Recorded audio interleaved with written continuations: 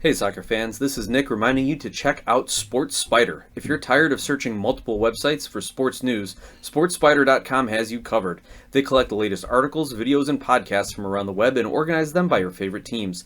If you want to stay as updated as possible on the Chicago Fire or any other team, hit the link in the description to check out SportsSpider.com.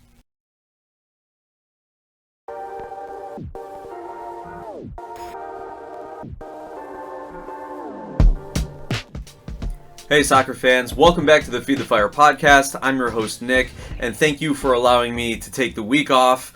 Went to San Diego for a work conference, got to enjoy the sights and sounds of the Gas Lamp District there in downtown San Diego, took a little harbor cruise, but now I am back and talking all things Chicago Fire and Major League Soccer.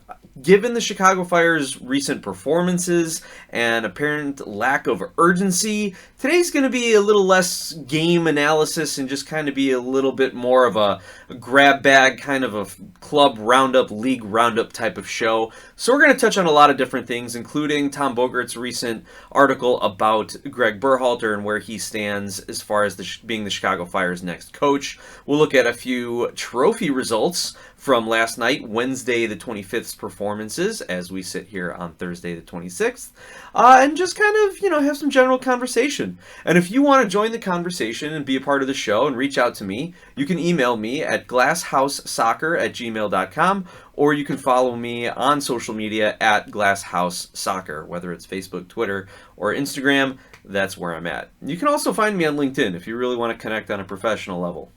We'll see. Maybe something comes out of it. I did add the podcast to my LinkedIn profile just to show off all my great public speaking and podcasting social media marketing skills. So we'll see if that ever turns into anything. Apparently, the companies I work for don't want me just putting podcast material out on them. Though I think I do a fair job with the Fire and would do a fair job for them. Anyway, let's dive right into some of our content here. We're going to start with the Chicago Fire, our bread and butter here, everybody. The one headline that they are featuring on their website is that the Chicago Fire have acquired $50,000 in 2025 general allocation money in GAM from LAFC. The Chicago Fire have exchanged an international roster spot for $50,000 in GAM. So they're bringing in a little bit of money from a few different teams, getting some general allocation money, and this does seem to fit their model, especially their roster build, going with 2 designated players and 4 non-DPs under 22 spots, along with an increase in general allocation money and transfer money in. So the Fire are saving up to buy something, hopefully, whoever the new sporting director is. So let's get into that. With Tom Bogert's article here in his MLS Insider Notebook, latest coaching updates around MLS. And you can see the full article he links to it on his Twitter account. I'll give you some of the highlights and then we'll focus in on the Chicago Fire section of it. So from around the league, FC Dallas interim manager Peter Luchin is the front runner for their coaching vacancy. In Los Angeles / Carson City, the Galaxy have made the playoffs. Therefore, Greg Vanney's auto extension kicks in through 2025. So keep an eye on how things go next season or in this offseason if Vanney gets a even further extension. There's also some discussion about St. Louis, but nothing substantive. And nothing any of our Fire fans want to hear. San Jose, the Quakes, have interviewed at least 4 external candidates, including Gregg Berhalter. That was something that I hadn't seen until Tom put that out in this article, that they had interviewed Berhalter, that it wasn't just him looking at the Chicago Fire. But the Quakes have also interviewed Bruce Arena, Gio Savarese, and Robin Fraser. I wouldn't mind seeing Gio back on the sidelines in this league. I loved watching him at Portland. I think he was a good coach and he knows the league, both as a player and as a coach. And he was a guy who had a certain style that he wanted to play and had certain expectations from his team while he was in Portland. And when that Portland team started underperforming, one of his greatest attributes was to say, okay, forget what I want to do. We need to get back to the basics and start getting some wins. And you'd see them just kind of devolve their tactics into a defensive formation and counterattack. The old Portland Christmas tree formation, if you will, 4-3-2-1, kind of defend and counterattack and just kind of grind out some results, and then re-expand your playbook and your tactics and things like that. So he always adapted and adjusted, and I think his window just came to a close in Portland, and unfortunately couldn't get into the next round of interviews. But it's nice seeing him in the broadcast studio on occasion. Let's see, looking at Atlanta United, Patrick Vieira, formerly NYCFC and formerly in England. I cannot remember what club he was with off the top of my head, but he is a finalist for the Atlanta United job. Oh, here, and thank you, Tom, for summarizing. Vieira was most recently the manager of League One club Strasbourg, and prior to that, he was the manager at Crystal Palace and Nice. So there's his European experience. Patrick Vieira possibly coming back to the league. I know a lot of people thought he would be a great addition for the Chicago Fire, but I guess the Fire are trying to go in a different direction because he has not been linked with Chicago officially. But here's what Tom Bogert says about Gregg Berhalter and the Chicago Fire. And he leads the article with the Chicago Fire. So that's the juiciest bit. It's above the fold here, right? As much as a blog post can be above the fold.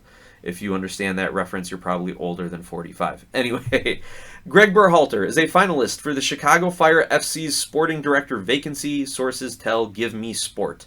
That's the website at which Tom Bogert published this article. The club are considering a dual role model for the new hire, meaning Berhalter could be named the head coach. Not a dual role model, a dual role model. So sporting director and head coach. If that happened, current head coach Frank Klopas is expected to remain with the club.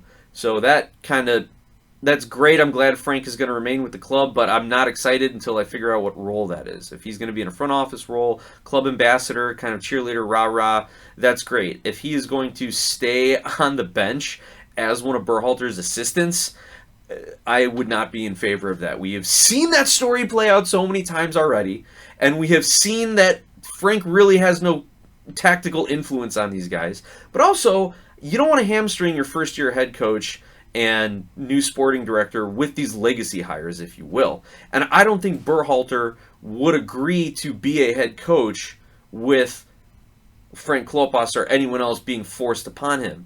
Would he agree to a dual sporting director and head coach role with that condition? Possibly, if he's getting more money, more responsibilities, and advancing a career. It's possible. Maybe there's some out clause in that contract then for Frank or for Gregg that he can move him onto a different position. But personally, if Klopas is going to be back on the bench, I think the Fire are going backwards again, or at least staying stagnant, which in this case would be going backwards. The article continues. The Fire and Berhalter have had conversations, sources say. Berhalter is considering his options, including whether or not he wants to hold out for Europe. Now, I haven't been following the Gregg Berhalter coaching interview cycle here, but I hadn't heard anything being linked with him in Europe, or between him and Europe. I wouldn't expect him to be managing some sort of top-tier club, though it wouldn't surprise me if there are top-flight teams who are lower in the table who would look at Berhalter and say, you were decent in MLS, you were decent in your smaller European club, and you have national team experience. We know what you did with the United States trying to get them to play a certain way. Even though that didn't translate to the level of expectations that U.S. soccer had, and that U.S. fans had, and that U.S. players had, it may translate at a club level. So I could see him pivoting in that direction to angle for a European coaching job at a higher tier, or maybe he ends up, say, in a Denmark or Norway again, or in a Portugal, Belgium, someplace like that, just like we see some of our players who might not be ready for prime time, so to say. But I haven't heard any of the European rumors that are out there or links that are with Berhalter. I think that the Chicago job would be the best for him to come back, reestablish himself as a successful coach, and then show that he's got the front office chops as well. All right, the article here concludes, sporting director George Heitz is departing this winter, creating an opening for that position. Berhalter also interviewed with the San Jose Earthquakes for their head coaching vacancy. The former U.S. national team head coach previously managed in MLS with the Columbus Crew. By the way, they throw in here a little line underneath the ad that says Klopas is a club legend, previously serving as an assistant coach before being named interim head coach during the 2023 season and full-time head coach ahead of this year. So yeah, they just kind of throw that in there. But yeah, we've talked about Berhalter and what he could bring to the Fire. To reiterate, he's going to bring structure tactically. He's going to bring a sense of identity and culture, both tactically and in the locker room. He is going to keep things very professional and, give the Fire that professional level and professional expectations, because everyone knew with Klopas taking over as head coach this year, it was a lame duck year. And even though they had some signings like Kuipers and Acosta and Gutman, who on paper raised their level, there was just nothing built around that to support that system. We didn't see Gutierrez develop as much as we wanted to. We didn't see Shaqiri live up to his potential. Gutman's been out with a bunch of injuries, so has his backup, Chase Gasper. Again, those were really good signings in the offseason to build out the depth on that backline. We've seen a decline in Rafa Chijos, whether it's age, injury, or just carrying performance. We've seen a stagnation of Carlos Turan. We've had Wyan Olmsberg step up, but he's kind of a known quantity at this point. I don't think there's much left in his game that he's going to improve on. Yeah, there are things he could improve on, but is he at this stage in his career and his age? So there's been a lot that has fallen short because there was no support system for a lot of these players. And hopefully with Berhalter coming in, I hope he comes in. I haven't seen the Fire linked to anyone else at this point.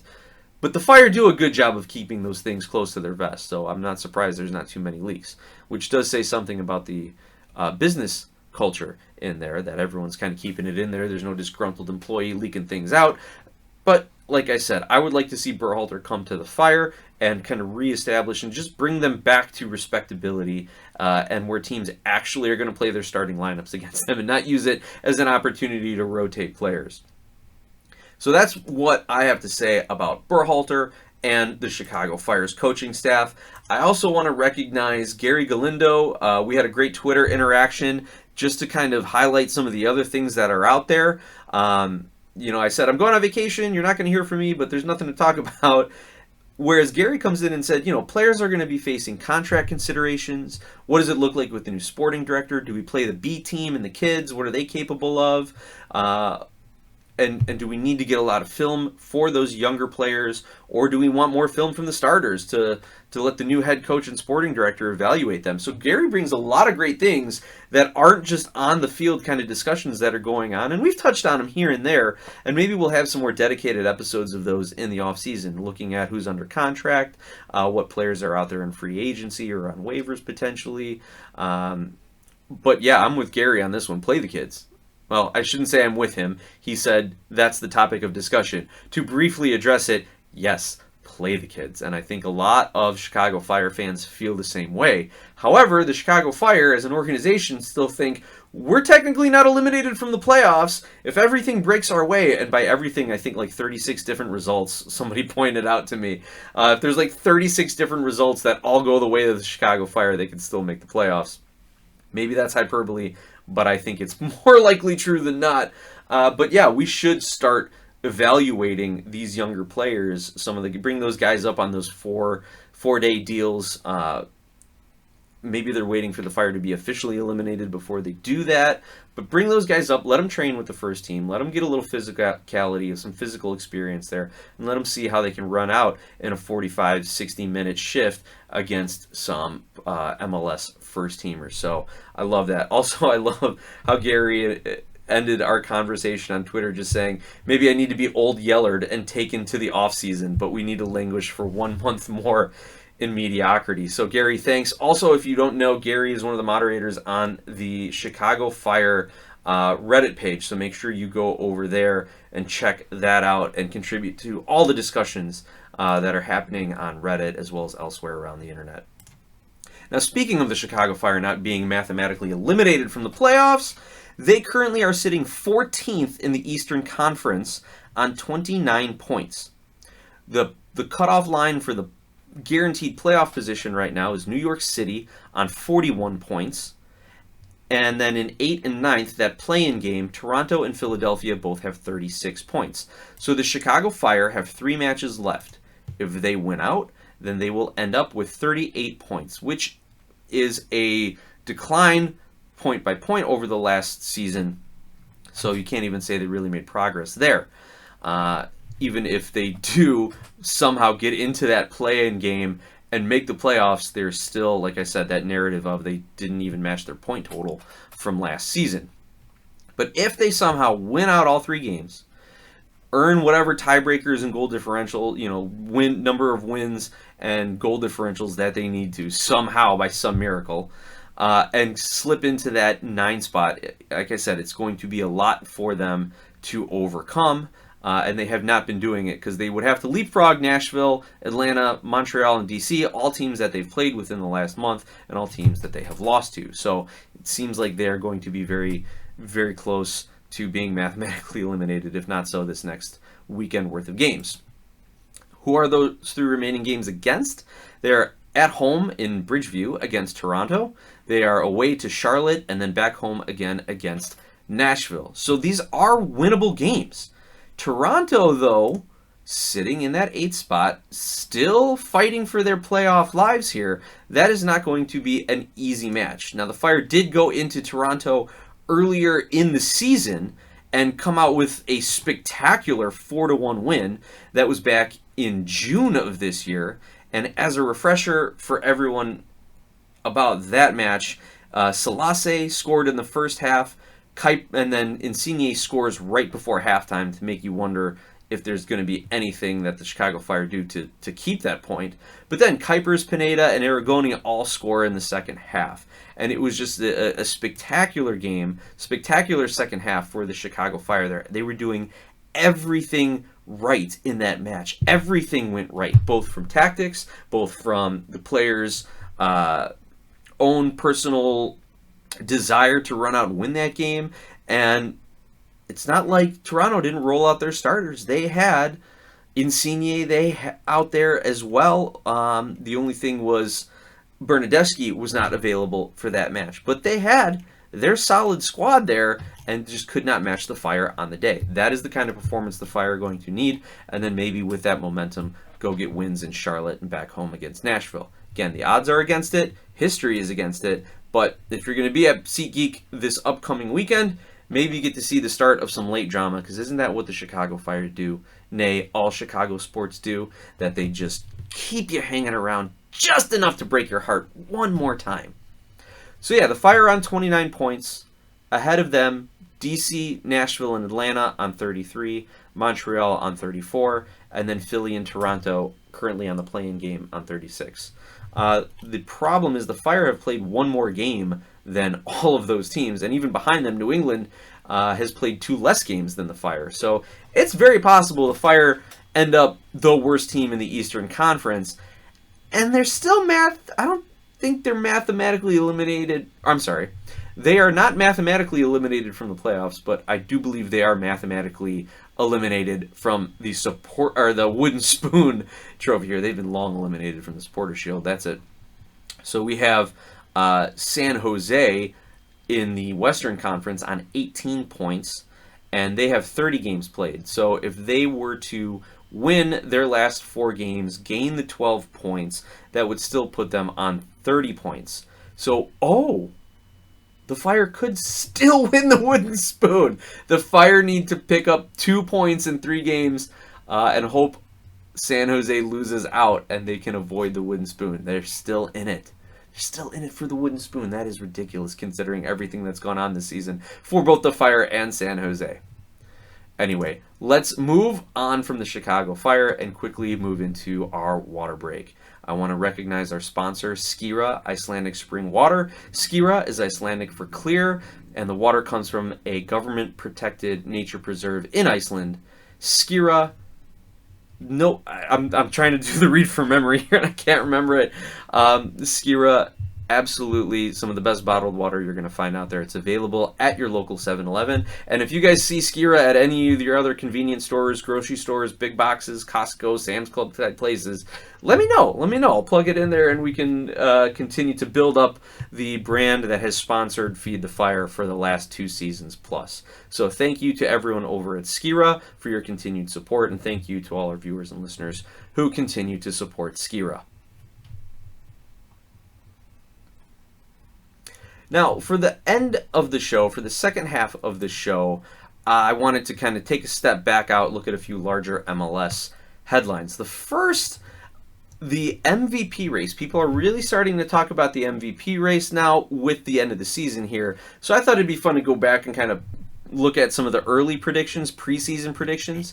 So if you go back all the way to February 19th, MLSsoccer.com's staff had picked the following 4 players as their favorites for the MVP. Leo Messi, Cucho Hernandez, Yorgos Yakumakis, and Denny Bouanga. So Yakumakis not in the league anymore. Messi, despite the injuries, is leading just about every offensive statistical category per 90. And his teammate, Luis Suarez, is pretty much second per 90 in every offensive statistical category in Major League Soccer. So you would have to think that Messi, if he continues to put up the statistics he does over the next few games, and Miami ends up with the supporter shield, that Messi is going to be the runaway favorite for MVP. Just the fact that he was a finalist last season when he only played half a game or half a season just shows you that he is living up to the hype. Even on a performance base, not just on a name base. We also have seen Suarez come into the picture as one of the leading goal scorers in the league this season. I think he's sitting second, maybe third in the Golden Boot standings. I didn't have that in front of me, but I'll have to find it at some point to verify. But yeah, he has absolutely come on as one of the top scorers in MLS, a constant threat to opposing defenses, and he's working well with his teammates. Also has a boatload of assists to go along with all the goals he is finding. So Suarez absolutely in the conversation, but if they're going to give it to a player from Miami, it's going to go to Messi. That is that little bit of the name greatest of all time. Man, if Messi wasn't in the league, Suarez might be the runaway favorite with the big name coming in, despite coming from Brazil instead of coming right over from Europe to MLS. But with Messi, I think you're going to defer to him, and I doubt Suarez would ever be upset that he lost the league MVP to his friend and GOAT Leo Messi. Cucho Hernandez, I think, is a great shout. He is, as one writer put it, the best player on the best team. So if somehow Columbus were to win out and Miami were to lose out, and by some twist of fate, Columbus ends up with the supporter shield or the top seed in the playoffs, then you might give it to Cucho.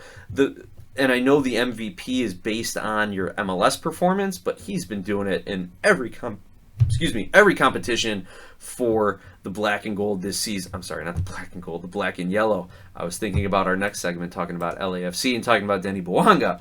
But yeah, Cucho's been doing it for the black and yellow, for the Columbus Crew in every competition this year. One of the top goal scorers in the league. Everyone who plays against him knows we have to shut down Cucho to shut down Columbus, and yet they can't do it. So that is a great shout for him. The other one, like I said, Yakumakis, between injuries and just personalities, no longer with Atlanta. Denny Bouanga in the MVP conversation, but I think he's more of a, well, if we're not, if you're looking at Messi or if you're looking at Suarez or Cucho Hernandez, if you're going to vote for those guys, you got to say, like, well, if I wasn't going to vote, who else would compare to the guy I'm going to vote for? And that's where I think Bouanga comes in. I'm not saying he's not a great player or possibly even worthy of it. I'm just saying that if you take Bouanga this year to his last season, or literally comparing his stats and impact on Messi, or against Messi, Suarez, Hernandez, Cucho, it's just not there. So he's the guy that they're kind of comparing it against to say, well, my MVP has to be at least better than Bouanga. So that's why I don't think he is going to be the league MVP. Plus, you've seen LAFC fall off a little bit late in the season here, though they did finally get that trophy monkey off their back, and we'll talk about that in a second. The other name that's being thrown around, Lucho Acosta, obviously with Cincinnati on 56 points, second in the Eastern Conference based on tiebreaker right now with Columbus, and let's see, third overall in points. You just a great season for Cincinnati, and I saw an analysis breaking down Acosta's stats this season, and he's nearly identical to where he was last season in his performance when he won the MVP. So you look at that, but then you still have to say, but did he have a better or more impactful or more valuable season than Messi, Suarez, Cucho, Bouanga, those guys? So I don't think he quite lives up to that, despite having just an outstanding, incredible season. If he had this season 2-3 years ago, no doubt he'd be the MVP. He had it last year and was the MVP, though I do think he did miss a few games this season, so maybe that hurts a little bit of his chances. But that is another name for consideration and for discussion here, Lucho Acosta. Let me see if there are any other names that I wanted to throw around out there. Back from February, newcomer of the year potential, Hugo Kuipers. Yeah, absolutely potential, but definitely not it. Let's see if there are any other... I don't think there's any goalkeepers this year that would be in the MVP conversation. No one has really elevated their team, I'd say, other than Chris Brady. If it weren't for Chris Brady, Chicago Fire would be the de facto wooden spoon winners, the hands down wooden spoon winners, as the worst team in the league, because Brady has kept them, gosh, I would say even though the stats don't bear it out, I think that Brady has probably saved the Chicago Fire half a dozen points this year with some of the saves that he's made, either preserving draws or maintaining a win for them with some late saves or some early saves before the Fire offense actually decided to wake up. So I don't think a goalkeeper would be in the MVP finalist conversation, or maybe even the MVP conversation this year, but obviously with the way these other field players have been playing, absolutely understand why that's not the case. All right, let's take a little bit more of a step back. Look around the MLS. As I mentioned, there were some trophy matches last night. We saw Columbus take on Club America in the Campeones Cup, last year's winner of MLS versus last year's Liga MX champion. And the game ended up a 1-1 draw, but Club America wins it 5-4 on penalties. So that is a tough loss for the Crew. They want to assert themselves as the most dominant team on the continent. You know, they were down 1-0 after a Davila goal in the 68th. Amundsen comes back and gets the equalizer for Columbus in the 77th. And unfortunately, it was not enough to bolster them on to rally and get the victory. And they ended up losing 5-4 in penalties after 7 rounds of shooting. So that's a tough one. Amundsen, who gets the goal, misses his PK. He was the number 7 shooter. So that's unfortunately probably the shot he's going to remember, despite helping them equalize and get to that point. So kudos to Club America. Now Columbus Crew can go on their kind of mini revenge tour in their next couple games and really push during the playoffs for their MLS Cup. Vancouver defeats Toronto for the Canadian Championship. And if I recall correctly, this is their third one in a row. So Vancouver's slowly becoming, or probably at this point, has become the top Canadian team. And I'm talking about both in MLS and in the Canadian Premier League. So that is a great accomplishment for the Whitecaps. Let me just review it here, what we're looking at. Yeah, the Whitecaps have won the last 3 Canadian championships, defeating Toronto in 2 of those 3 in Montreal before that. But if you're into Canadian soccer, the only teams to be in the final of the Canadian Championship since 2008, at least that's what the Wikipedia schedule says. I'm not going to take a deeper dive at this point. Only MLS clubs have ever played in the Canadian Championship final since 2008, with the exception of Forge FC losing to Toronto in 2020, and that was the COVID year there. The other championship that was played last night, the U.S. Open Cup, and I had gotten in from my flight. I had kissed my kids, kissed my wife, picked up some Taco Bell because I was starving. That's all that was open when my flight got in last night. I watched the first half and said I'm exhausted and I still got to put in a full day of work on Thursday, so I'm going to bed at halftime. And it was 0-0. It was an okay first half. There was a lot of energy. Both teams were expending a lot of energy pressing and counter-pressing. There were a lot of turnovers, a lot of sloppy play. You saw LAFC really try to push up the left side and attack Kyrie Shelton, or get the ball to Dennis Bwanga on the left and try and get some crosses into the middle. You saw Kansas City on the flip side push up their left side and then really look to get crosses into Alan Pulido. So it was high energy, sloppy, and it was 0-0. The game ends 3-1, all 4 goals being scored in the second half. So maybe I should have taken a nap through the first half and then woke up and watched the second half and actually seen some of the action or seen some of the changes that the teams made and the adjustments they implemented at halftime, resulting in a 4-goal explosion. Or maybe it was just those tired legs finally gave out there.